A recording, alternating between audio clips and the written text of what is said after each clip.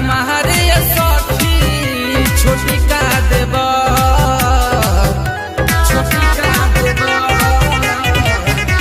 नहीं हरी छोड़ के रहनी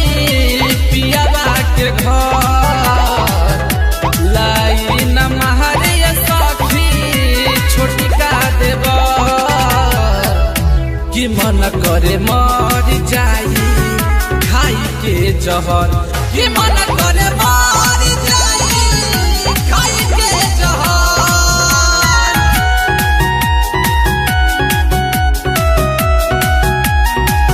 कि मन करे मर जाई खाई के जहर कि मन करे मर जाई खाई के जहर लाजे के बात सखी के करा से हम कहीं बिना बतबले बोल कैसे के हम रही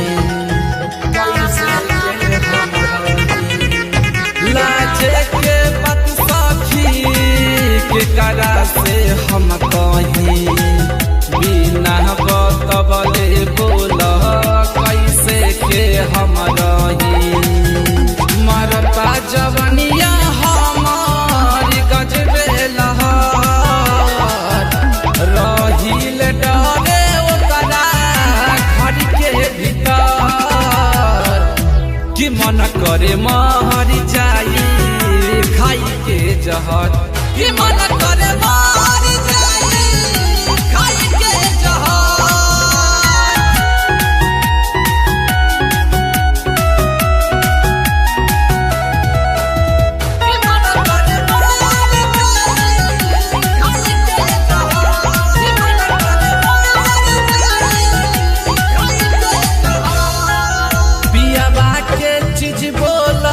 कैसे हम दे दी जब पता चली तो हमके मुआ देही